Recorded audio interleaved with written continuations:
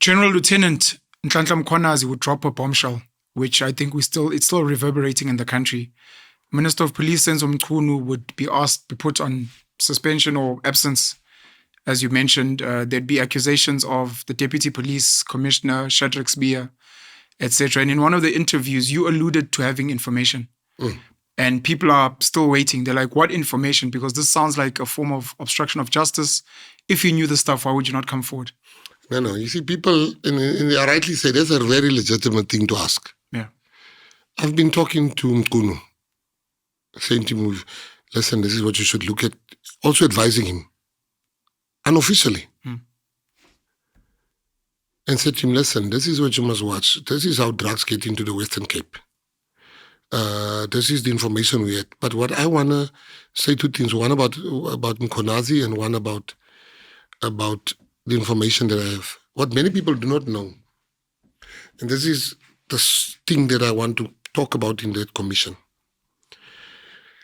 That 95% of the guns that kill people every day, those 15 people I talked about, 95% of those guns are police guns. For 30 years or 40 years, it's police guns on the Western Cape that kill our people. Police-issued guns. It's not from the gun shop. People don't know that information. Now, surely, as the police, your guns are killing people. There's something wrong with the system. When a cop says his gun is gone, he must have sold it sometimes. When a cop says we're going to destroy these guns, they don't destroy it. So I want to go speak about that. When Colonel Kanye in Cape Town got to break this case of the guns, he was so dead. But what irks me, weeks before he was shot dead, they removed his bodyguards. They removed them. And then he died after they removed his protection. Jeremy Veery and Andre Lincoln, generals, cracked this case of the guns in the Western Cape and Gauteng and KZN and thing. They cracked this case. They got the first lead. They arrested 2 people. Found them guilty. Police kept on selling guns, acting like they are destroying them. They take them to jail 15 years. Immediately after that, they go for Jeremy Veery and they go for General Lincoln. And they remove them out of the force. Now I want the commission to look into that. Now, there's something the Cape Town gangsters will tell you like, Rondom Tali. Now what Rondom Tali means is that swing. Ring a Rosie. Yes. So when merry-go-round, sorry. Yeah.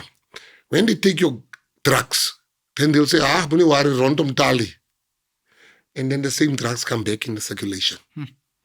When the police take the drugs, yes, when they confiscate. Yes. Now what you've seen in the police force, it is the gangs that are fighting on the street and they get the police to fight with each other. And the truth will come out. I don't want to think. Now, I love General Mkhwanazi. He knows we speak, make jokes when I meet him. You wanted to be Minister of Police at some point? I still want to be. Hey. Yes. Ex-convict. Minister of Police. Hey, Baba. You know what? Let me tell you, in America, in the US, the FBI, they use guys in jail that use there for hacking. And they say, come teach us how you do this thing for. BMW and Mercedes, they use ex-car thieves, some I know, to make sure they don't. Their cars are secure. So I know all the tricks of the trade. Sure. I grew up in this world, so I think I've got a better understanding of crime fighting. You said you speak to Mkhwanazi. But Mkhwanazi, I think where I disagreed with him, make no mistake, I talk to Mkhwanazi. When I meet him, we very cordial. I like the fellow. But where I had a problem, me as G, as Gayton Mckenzie, was that press conference gave African rebel style. This is not us. With guns like that, mask. That's not us, man. Now, John Mckenzie loved this country. Tomorrow you will have a general in the army also having a press conference. Whenever we see those type of press conferences, we would see them in African countries where there's a coup. Yes. So that is my only criticism. As far as information is concerned, it must come for them. Because there's crime in the police force. And I think this commission is going to bring out a lot of stuff. I made you an example of 3 police members that was about to crack the biggest crime. Let me tell you why that is important, what I want to tell the cops, the commission, to look into that. If you get hijacked, it's the same gun the gangsters are using. They come from the police. If you get shot in your house, it's the same gun. Now, if you want to break the back of crime, get to ask yourself, Penal, it can't be that you issue these guns to a cop and the same gun kills a cop tomorrow. And it's business as usual. You can't fight crime in this country if you don't do 3 things. Number 1, you got to get the circulation of random Italian guns. Number 2, South Africa is the only country where you can walk from Nigeria into Sandton through the airport and nobody searches you. No other country.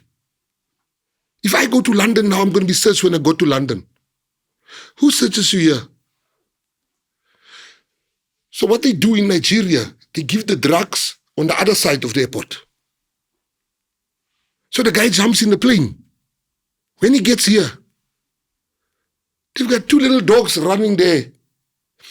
Must sniff, sniff, sniff, sniff, sniff. So the first person must just say, oh, the dogs is this side, go this side around. Everyone should be searched.